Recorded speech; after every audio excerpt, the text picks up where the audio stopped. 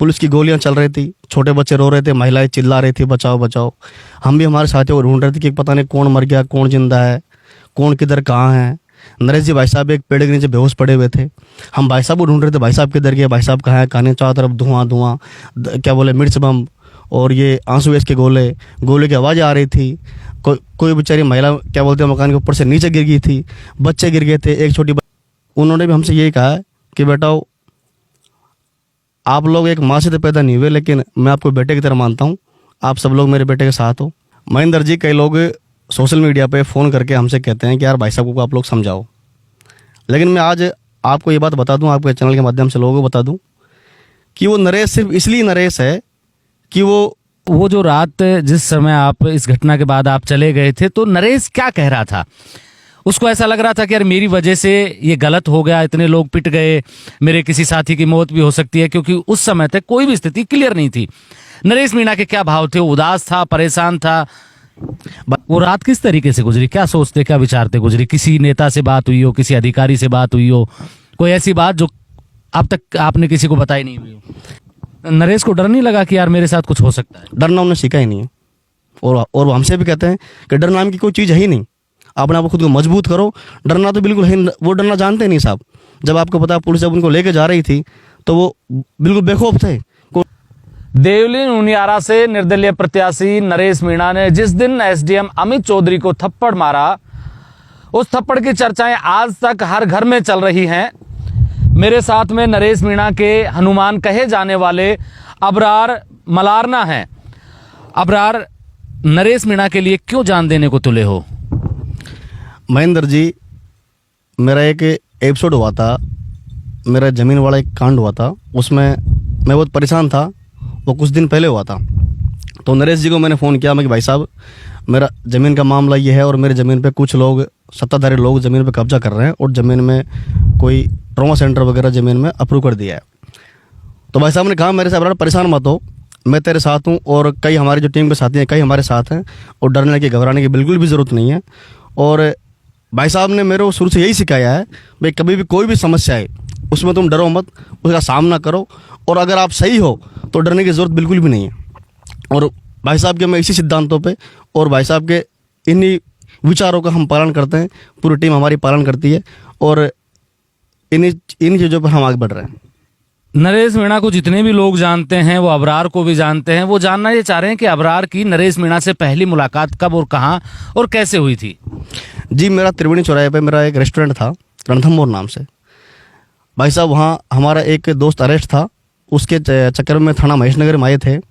तो भाई साहब उसी टाइम मेरे रेस्टोरेंट जो रणथंभौर नाम से त्रिवेणी चौराहे पे था, उस पर आए थे भाई साहब। मैं उसी टाइम भाई साहब से फर्स्ट टाइम वहीं मिला था। ये जो पहली मुलाकात, ये दोस्ती में कब बदली? जी साहब, उसके बाद में एक 9 अगस्त को आदिवासी दिवस हमारा एक संगठन था, उसमें हमने भाई साहब को बुलाया था। तो भाई साहब उसमें आए थे। तो भाई साहब ने कहा था कि अबरार में आऊँगा और आप लोग जो भी आदिवासी दिवस आप लोग जो मना रहे हो उसको मनाना, अच्छे ढंग से मनाना। हमने आसपास के कई हमारे जो भी दोस्त थे, यार दोस्त, सभी को बुलाया था आदिवासी दिवस पे, और भाई साहब उसी आदिवासी दिवस पे हम सबसे मिले थे।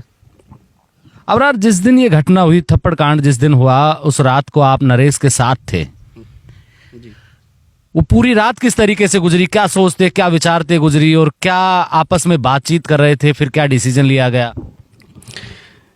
जी, वो रात हमारे लिए एक बहुत बुरा सपना था।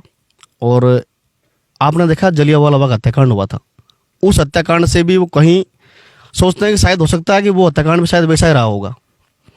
पुलिस की गोलियां चल रही थी, छोटे बच्चे रो रहे थे, महिलाएं चिल्ला रही थी बचाओ बचाओ। हम भी हमारे साथियों को ढूंढ रहे थे कि पता नहीं कौन मर गया, कौन जिंदा है, कौन किधर कहाँ है। नरेश जी भाई साहब एक पेड़ के नीचे बेहोश पड़े हुए थे। हम भाई साहब को ढूंढ रहे थे, भाई साहब किधर गए, भाई साहब कहाँ है, कहानी चारों तरफ धुआं धुआं, क्या बोले, मिर्च बम और ये आंसू गैस के गोले की आवाज़ आ रही थी। कोई बेचारी महिला क्या बोलते हैं मकान के ऊपर से नीचे गिर गई थी, बच्चे गिर गए थे। एक छोटी बच्ची बोल रही थी कि क्या बोलते हैं मेरी बहन पता नहीं कहाँ गई, मेरी बहन पता नहीं किधर गई, उसको ढूंढो भैया। हम लोगों को बचा रहे थे, लोगों को वहाँ से निकाल रहे थे। कई तरह की वो रात का बहुत बड़ा वो था मंजर था भाई साहब को लेकर के। भाई साहब जब भाई साहब, एक लड़का था उसने मेरे पास कॉल किया कि यार भाई साहब बेहोश हो चुके हैं और भाई साहब हमको क्या बोलते मिल नहीं रहे। तो हमने सब लोगों ने मिलकर भाई साहब को ढूंढा। भाई साहब ने फ़ोन की टॉर्च को जलाई। फ़ोन की टॉर्च को जलाने के बाद में हमने भाई साहब को देखा। भाई साहब एक पेड़ के नीचे थे। वहाँ से लेकर भाई साहब ने हमसे यही पूछा कि कौन मरा कौन जिंदा है, कौन हमारे साथी, कौन कहाँ पे, कौन कौन कौन कहाँ नहीं है, जेपी किधर है, सुनील किधर है, अभिषेक किधर है। भाई साहब ने सबके बारे में पूछा हमसे, भाई कौन हमारे साथी किधर गया, कितनी अपनी गाड़ियाँ मची, कितनी गाड़ियाँ अपनी जला दी, सबके बारे में। फिर भाई साहब ने वहाँ से कहा चलो अपने यहाँ से निकलो, यहाँ पुलिस की गोलियाँ चल रही है, यहाँ से बचो, अपने साथियों को बचाओ, सबसे पूछो सब किधर है किधर नहीं है। वहां से निकलने के बाद आप लोग कहाँ गए थे? वहाँ से निकलने के बाद में समरावता गांव के पास में एक गांव पड़ता है कचराउदा, उस गांव के पास में हम पैदल खेतों में जा रहे थे। तो पैदल खेतों में जा रहे तो एक भाई मिला बाइक वाला, उसने कहा कि भाई साहब आप मेरे साथ में आ जाओ। फिर वो बाइक वाला दोस्त हमको लेकर के उसके घर पे गया, उसके घर पे जाकर बैठे थे हम। फिर रात भर हम क्या बोलते रात भर हम वहीं रहे, उसके घर पे रहे, वहीं रात में खाना खाया। भाई साहब परेशान थे बिल्कुल भी। नहीं, वो जो रात जिस समय आप इस घटना के बाद आप चले गए थे, तो नरेश क्या कह रहा था? उसको ऐसा लग रहा था कि यार मेरी वजह से ये गलत हो गया, इतने लोग पिट गए, मेरे किसी साथी की मौत भी हो सकती है, क्योंकि उस समय तक कोई भी स्थिति क्लियर नहीं थी। नरेश मीणा के क्या भाव थे? उदास था, परेशान था? भाई साहब बहुत परेशान थे। उनके मन में यह था कि यार पता नहीं गांव में कोई बच्चा कोई अनहोनी हो गई हो, कोई महिला की अनहोनी हो गई हो, कोई हमारे साथ वाले कहीं कुछ भी हो गया। कि पास में साहब पास में तालाब भी था। उस पास में तालाब में ये था कि हमको ये पता नहीं था कौन तालाब में गिर गया है, कौन तालाब में। कई लोग चिल्ला रहे थे कि तालाब में मर गए, तालाब में मर गए। कई लोग भक्के मर गए तालाब में। कई बोल रहे थे क्या बोलते पुलिस की गोली हमको लग गई है। कोई बोल रहा था क्या बोलते हैं कोई आंसू गैस का गोला आगे गिर गया, हमारे पास गिर गया। तो भाई साहब ये सोचा कि यार कौन मरा कौन जिंदा रह गया। भाई साहब मन में कई तरह की पूरा उनको नींद नहीं आई पूरी रात, वो परेशान थे। हमको ये भी सोचना मिली थी कि यार कि एक औरत एक्सपायर हो चुकी है। फिर भाई साहब ने उसके बारे में पता किया कि यार ये तो बहुत गलत हो गया कि अपने जो साथ ये हुआ। लेकिन गांव वालों की मांग थी, उसके लिए भाई साहब लड़ रहे थे। और गांव वालों की मांग के लिए जो हुआ, जो क्या वो गांव वालों की मांग के लिए हो रहा था वहाँ पे। रात को जब आप लोग साथ थे, कितने लोग साथ थे आप? सब हमारी पूरी टीम साथ थी, लेकिन हम सब क्या आपस में बिछड़ चुके थे। मैं अलग हो गया था। नरेश के साथ कौन कौन थे? साहब मैं था, मैं लास्ट में साथ था, भाई साहब के साथ था। मैंने भाई साहब को छोड़ा नहीं बिल्कुल भी। मैं था और मेरे दो एक दोस्त और थे। नरेश ने ये नहीं कहा कि पुलिस मुझे गिरफ्तार करने यहाँ भी आ सकती है, अबरार तू भाग जाए यहाँ से? कहा था मेरे से भाई साहब ने। मैंने कहा भाई साहब साथ हूँ आपके। क्या कहा था एग्जैक्टली? वही शब्द बताइए। भाई साहब ने कहा था अबरार अपने जो भी साथी है उनसे पूछो और सब तुम अलग अलग हो जाओ। मैंने कहा भाई साहब आपके साथ हैं, साथ रहेंगे। आप जहाँ चलोगे गोली चलेगी आपके ऊपर, हमारे पर भी चलेगी साहब। आपसे पहले गोली हमारे पर चलेगी, आप अरेस्ट होगे, आपसे पहले अरेस्ट हम होंगे। ये सब कहा था। लेकिन भाई साहब ने हमसे खूब समझाया था। लेकिन भाई साहब हम साथ थे शुरू से एंड तक, शुरू से आखिरी तक आप साथ? बिल्कुल बिल्कुल साथ थे हम। वो रात किस तरीके से गुजरी? क्या सोचते क्या विचारते गुजरी? किसी नेता से बात हुई हो, किसी अधिकारी से बात हुई हो, कोई ऐसी बात जो अब तक आपने किसी को बताई नहीं हुई हो?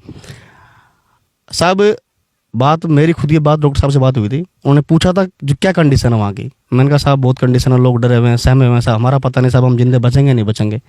तो साहब ने कहा था कि आराम से रहो, कोई दिक्कत नहीं, जो भी है मैं जो पुलिस अधिकारी उनसे बात कर रहा हूँ। साहब ने बात भी करी थी रात को तुम कोई कार्रवाई मत करो।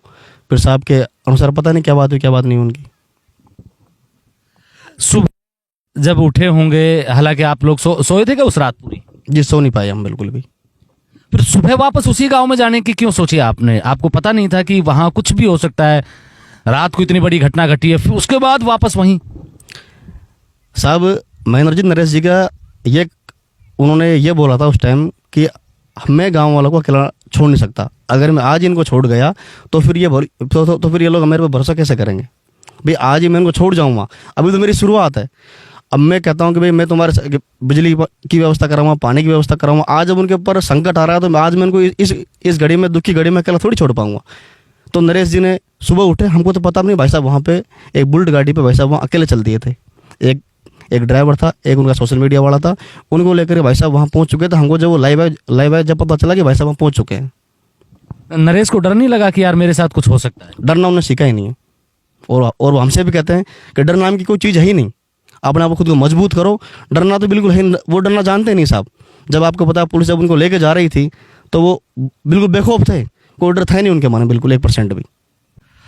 अबरार, आप नरेश मीणा के हनुमान कहे जाते हैं। क्या आपको लगता है कि एसडीएम को थप्पड़ मारना एसडीएम को थप्पड़ मारकर नरेश मीणा ने ठीक किया? महेंद्र जी आपने फिल्में देखी होगी, फिल्मों में जब आम आदमी किसी नेता को, किसी अधिकारी को जब थप्पड़ मारता है तो ताली की गूंज होती है। ताली की गूंज क्यों होती है? कि जब कोई अधिकारी भ्रष्ट होता है, कोई नेता भ्रष्ट होता है, जब भी ताली की गूंज होती है। आज पूरे राजस्थान में आग लग चुकी है, पूरे राजस्थान का युवा वर्ग सड़क पे, आम आदमी सड़क पे है, उन्होंने तय कर लिया हमारा नायक कौन है। जनता तय कर चुकी है हमारा नायक कौन है, कौन सही है, कौन गलत है, ठीक है। और अब इसका फैसला जनता ही तय करेगी कि कौन सही है, कौन गलत है। और आज आपको पता है पूरे युवा नरेश जी के समर्थन में आ चुके हैं, जहाँ तक नेता भी समर्थन में आ चुके हैं, जनता भी समर्थन में आ चुकी है, और अब उनको उनका नायक मिल चुका है। नरेश मीणा आप जेल में हैं, आप फरार हैं। नरेश मीणा से जो मिल के आए हैं उन लोगों से आपकी बातचीत हुई होगी, क्या बताया नरेश मीणा ने, क्या महसूस कर रहे हैं वो अब? कि भाई साहब बढ़िया है, वो बोल रहे हैं कि भाई मैं बढ़िया हूँ, अच्छा हूँ, बाहर जो भी कंडीशन है उनको संभालो, बाहर देखो, कोई हमारे साथ किसी तरह के डरे नहीं, डरने की ज़रूरत नहीं है बिल्कुल भी, जो हो रहा है जो अच्छा हो रहा है और आगे भी जो होगा अच्छा होगा। ऐसी भी अफवाहें उड़ी थी कि नरेश मीणा के साथ में थाने में मारपीट की गई थी, आपको क्या पता है इसके बारे में? जी नरेश जी कोई आदतन अपराधी नहीं है, ना कोई मर्डर किया उन्होंने, ना किसी को कोई परेशान किया। वो तो एक भ्रष्ट सिस्टम के खिलाफ लड़े हैं। और कोई अधिकारी, अगर कोई लोग ये अफवाह उड़ा रहे हैं कि भाई नरेश साथ मारपीट की है, बिल्कुल कोई भी किसी ने टच भी नहीं किया, इसके मैं गारंटी लेता हूँ। आगे का क्या प्लान रहेगा? मान लीजिए कि चुनाव का नतीजा आएगा, चुनाव नरेश मीणा जीतते हैं या हारते हैं, उसके बाद की क्या रणनीति रहेगी? हार जीत तो जनता के वोट तय करेंगे, हमारी किस्मत पेटी में बंद है, उसका 23 तारीख को पता चलेगा। और हमको भरोसा है और हमको लग रहा है हम चुनाव जीतेंगे, और चुनाव जीत के ही नरेश जी जेल की सलाखों से बाहर आएंगे। उसके बाद में जो भाई साहब को जो आदेश होगा जो उनकी पालना करेंगे। मैं एक वीडियो देख रहा था जिसमें नरेश मीणा के पिताजी रो रहे हैं, लोगों से हाथ जोड़ रहे हैं। आपकी बातचीत होती होगी उनके पिताजी से, क्या कह रहे हैं वो? उनसे तो बातचीत हुई होगी या होती भी होगी, तो क्या आदेश है उनका? क्या कहते हैं वो कि नरेश को आप समझाते नहीं हो, मनाते नहीं हो, वो ऐसा क्यों करता है, क्या कहते हैं वो? जी उनसे बातचीत भी हुई है और मेरी भी उनसे फ़ोन से बात हुई है। मैंने कहा अंकल जी आप किस्मत वाले हो जो आपको ऐसा बेटा मिला है, और कई माँ बाप भी सोचते होंगे यार हमको भी ऐसा बेटा मिलता। तो मैंने कहा अंकल जी डरने की ज़रूरत नहीं है, आपके साथ में आज पूरा राजस्थान आपके साथ में खड़ा है, पूरे युवा आपके साथ में खड़े हैं, पूरी जनता आपके साथ में खड़ी है। और हम खुद को भी किस्मत वाले मानते हैं कि हम नरेश जी के साथ में काम करते हैं और उनके छोटे भाई बन करके उनके साथ में रहते हैं। उनकी जो भी चीज़ें होती हैं साथ में मिलकर लड़ते हैं, मिलकर बांटते हैं, हर चीज़ों में साथ में रहते हैं। नहीं, उनके पिताजी के शब्द हैं, वो क्या चाहते हैं, वो क्या कहते हैं? पिताजी के वर्ड ये हैं कि अब मेरा बेटा बिल्कुल सही है, और मेरे बेटे पर गर्व है कि मेरा बेटा आज एक इन चीज़ों के खिलाफ लड़ रहा है, खराब सरकारी तंत्र के खिलाफ आज वो लड़ रहा है। और उन्होंने भी हमसे यही कहा है कि बेटा आप लोग एक माँ से तो पैदा नहीं हुए, लेकिन मैं आपको बेटे की तरह मानता हूँ, आप सब लोग मेरे बेटे के साथ हो, और मुझे आगे भी उम्मीद है कि आप सब लोग मेरे बेटे के साथ में ऐसे ही भाई बन के उनके साथ में आगे तक रहोगे। ये नरेश मीणा ने जो चुनाव लड़ा, इसकी गूंज पूरे राजस्थान में रही। लोगों ने देखा कि जब उनका जो काफिला निकल रहा था, जिसको रोड शो बोलते हैं, बड़ा लंबा चौड़ा काफिला रहा, रोड शो रहा, कितने लोग उसके चुनाव कैंपेन में बाहर से, मैं जब उनका इंटरव्यू करने गया था तो मुझे अलवर के भी 3-4 गवर्नमेंट कर्मचारी मिले जो वहां पर नरेश मीणा का जहां ऑफिस था, कार्यालय था, वहां पर कप प्लेट धोने का काम कर रहे थे नरेश मीणा के लिए। कितने लोग बाहर से नरेश मीणा के लिए गए थे? साहब कई लोग ये कहते हैं कि ये जो भीड़ है, जो बाहरी भीड़ है, उसके लिए मैं आपसे ये कह दूं कि नरेश जी ने व्यवहार कमाया है, किसी और नेता के लिए तो लोग क्यों नहीं आते? और भी लोग लड़ रहे हैं चुनाव, उनके लिए नेता क्यों नहीं आते? और बाहरी कोई नहीं था, बाहरी जो उनके जो पर्सनल यार दोस्त थे वो ही थे, उन्होंने पूरा चुनाव संभाल रखा था। भाई साहब ने हमसे कहा था ये चुनाव में आप लोगों के भरोसे लड़ रहा हूँ। नरेश जी जब उनको टिकट नहीं मिला था तो वो वहाँ से हताश होकर, परेशान होकर, मायूस होकर वो आ चुके थे, और वो बिल्कुल उन्होंने कहा था मैं चुनाव नहीं लड़ूंगा, अब मैं घर जा रहा हूँ, खेती करूंगा और मेरी खेतीबाड़ी संभालूंगा मैं। उसके बाद में हमने कहा भाई साहब अब मुझे ये बताओ कि नरेश मीणा का वो वीडियो मैंने भी देखा था, जब टिकट नहीं मिला था तो वो कह रहे थे कि मैं चुनाव नहीं लड़ूंगा। ये चुनाव लड़वाने का आइडिया किसका था? किसने कहा कि नरेश तुम चुनाव लड़ो? वही बात मैं आपको बताना चाह रहा था अभी कि भाई साहब वहाँ से परेशान होकर आ चुके थे, मायूस होकर। तो हम जो 4-5 लोग थे उनने मिलकर के भाई साहब से कहा भाई साहब आप परेशान मत होइए, हम सभी दोस्तों को, सभी युवाओं को, सभी जो भी लड़के हमारे, हम उन सबको बुलाते हैं, हम उनकी राय जानते हैं, उनका मशवरा जानते हैं, वो क्या कहते हैं, हम वो इस बारे में क्या कहेंगे। उसके बाद में हमने चाय पे चर्चा की, सबको जवाड़ से के लिए बुलाया। जवाड़ से के लिए बुला करके हमने सभी जो भी हमारे यार दोस्त थे, जो मिलने वाले थे, भाई साहब के मिलने वाले थे, हमारे मिलने वाले थे, सबसे हमने पूछा कि भाई आप लोग ये बताओ, हम चुनाव लड़े या ना लड़े या बैठ जाए, क्या करें? तो लोगों ने कहा भाई साहब, अगर कोई सी पार्टी अगर आपको गारंटी देती है कि टिकट हम देंगे, आने वाले टाइम पर टिकट हम देंगे, तो आप चुनाव मत लड़ो, आप बैठ जाओ। लेकिन उसकी गारंटी क्या है कि आपको टिकट मिलेगा? और अगर मान लो टिकट नहीं मिलता है तो फिर आप अगर अभी 5 साल आप चुनाव नहीं लड़ोगे तो आपको लोग भूल जाएंगे, कौन याद करेगा आपको? इसलिए खुद को साबित करने के लिए, खुद के बारे में बताने के लिए आपको चुनाव लड़ना चाहिए। हार जीत तो क्या किस्मत की बात है, क्या होता है क्या नहीं होता है, लेकिन आपको आगे बढ़ना चाहिए। तो सभी लोगों ने यहाँ से सभी लोग इकट्ठे हुए, पूरे युवा इकट्ठे होने के बाद में सभी हम चले उनियारा की ओर चले। वहाँ जाकर भाई साहब वहाँ के जो लोग थे, हमको उम्मीद नहीं थी वहाँ इतने लोग मिलेंगे, लोकल लोग हमको। हम यहाँ से मात्र, हमारी गाड़ी थी मात्र 4 गाड़ियाँ, 4 गाड़ी लेकर के हम यहाँ से गए थे। लेकिन वहाँ जब गए, हम नामांकन भरने हम गए, तो हमको अथाह बीड़ी मिली। उनियारा देवल ने हमको जो प्यार दिया, जो सम्मान दिया हमको, वो हमेशा हमको याद रहेगा। वो हम उनके हमेशा ऋणी रहेंगे कि उन्होंने हमको इतना आदर सम्मान दिया, इतना प्यार दिया, आधी रात पे हमारे लिए वो खड़े रहे। इसके लिए वो हमेशा हम उनके ऋणी रहेंगे इस चीज़ के लिए। अबरार, नरेश जिस तरीके की भाषा का इस्तेमाल करता है, राजनीति में ऐसी भाषा को बड़ी हे दृष्टि से देखा जाता है। आप समझाते क्यों नहीं नरेश को कि नरेश आप अपनी भाषा के जो भाषा का स्तर है इसको संयमित करो? महेंद्र जी, कई लोग सोशल मीडिया पे फ़ोन करके हमसे कहते हैं कि यार भाई साहब को आप लोग समझाओ। लेकिन मैं आज आपको ये बात बता दूं, आपके चैनल के माध्यम से लोगों को बता दूं कि वो नरेश सिर्फ इसलिए नरेश है कि वो खुद की मर्जी से काम करता है, जो उसके मन को भाता है वो करता है, वो किसी की नहीं मानते, वो उनकी जो अच्छा होता है वो करता है। और जब उन्होंने कुछ काम किया, उनकी मर्जी से जो काम किया है ना, उसका परिणाम भी बाद में अच्छा ही निकला है। ये हमने कई बार देखा है। हम भी सोचते हैं कि यार अगर हम रोकते भाई साहब को तो हो सकता है काम गलत होता, लेकिन बाद में जब वो काम होने के बाद में जब उसका परिणाम निकल के आते हैं तो सोचते हैं यार ये सही है। और कई जगह हमने रोका भी तो भाई साहब ने कहा यार कि तुम मेरे को मेरे हिसाब से काम करने दो। कई चीज़ें भी हुई है तो हमने भाई साहब की क्या भाई साहब आप इस काम को ऐसे नहीं, तो भाई साहब इस काम को आप ऐसे कर लो। लेकिन वो आज जो कर रहे हैं वो सही कर रहे हैं और बिल्कुल सही है। वो क्यों, उनको हम सही मानते हैं कि बिल्कुल वो सही है। और वो आज सबकी दिलों में जगह बना रखी है, सबके दिलों में जगह इसलिए बना रखी है कि वो खुद की मन मर्जियाँ करते हैं, खुद को जो उनको अच्छा लगता है वो करते हैं। और नरेश भी सिर्फ नरेश इसीलिए है, वो नरेश भी। ये देखिए, नरेश सिर्फ इसलिए नरेश है क्योंकि वो अपने मन की करते हैं, जो उनको ठीक लगता है वो करते हैं, तभी इतने लोगों का काफिला उनके साथ है। मेरे साथ में नरेश मीणा के हनुमान कहे जाने वाले अबरार हैं।